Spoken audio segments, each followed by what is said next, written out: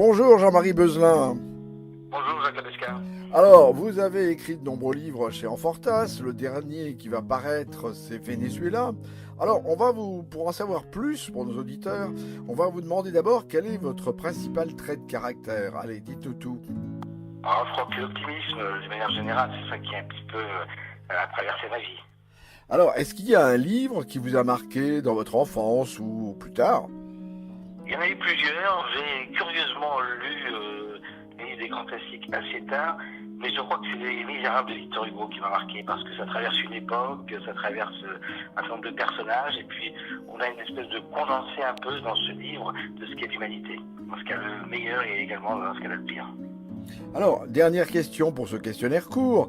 Quelle est votre motivation pour écrire? Bon, je pense que c'est vraiment la volonté, le désir de transmettre quelque chose que je sais. Alors, pour l'essentiel, mes livres sont plutôt des documents, des essais. J'ai également publié chez Enfortas un livre qui s'appelle Les Fils d'Isis, qui est un roman, mais c'est un roman un peu initiatique aussi. Donc, c'est cette sensation d'avoir envie de transmettre des choses. Alors, pour continuer, on va vous demander, en dehors de l'écriture, qu'est-ce que vous faites? Qu'est-ce que vous aimez bien faire, du moins?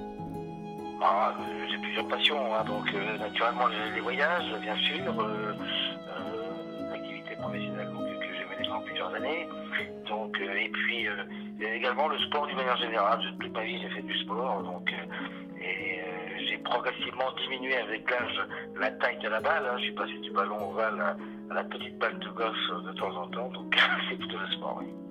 Alors, est-ce qu'il y a une personne que vous auriez aimé rencontrer ou que vous souhaiteriez encore rencontrer?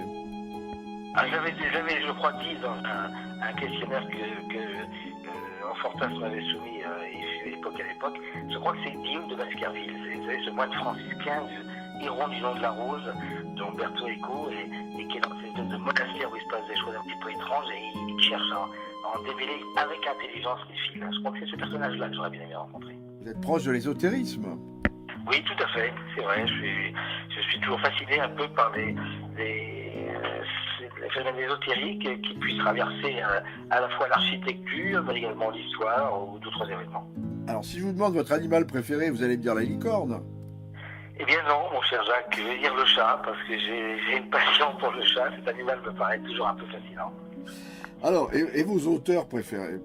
Est-ce qu'ils sont fantastiques? J'en ai plusieurs, j'en ai vraiment plusieurs. Le registre différent. Balzac m'a beaucoup marqué également par ses descriptions de ses caractères. Victor Hugo, je l'ai dit tout à l'heure. Albert Cohen aussi, qui est un grand écrivain et qui m'a toujours fasciné. Et puis des auteurs comme Ken Follett dans le roman policier, John Le Carré qui m'ont beaucoup marqué. Mais aussi Eric Orsena, par exemple, Jean-Christophe Ruffin, qui est un auteur que j'apprécie beaucoup.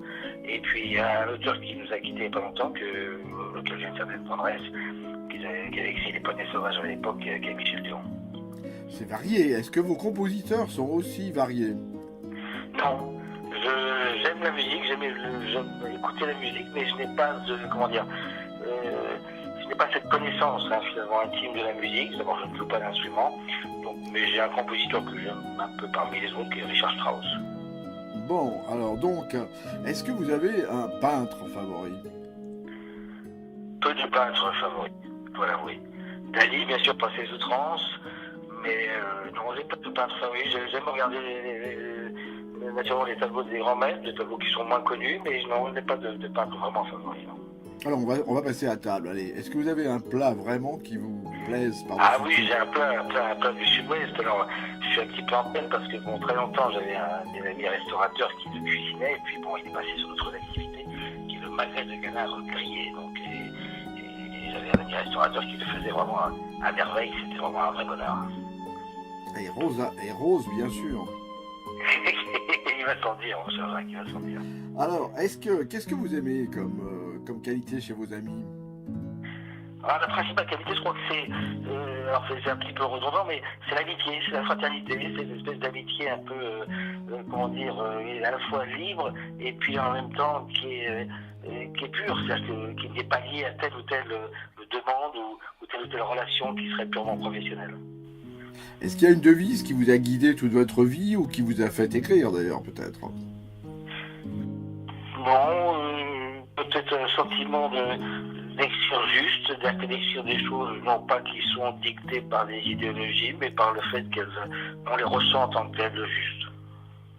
Et alors, dernière question, qui est la pire, je pense.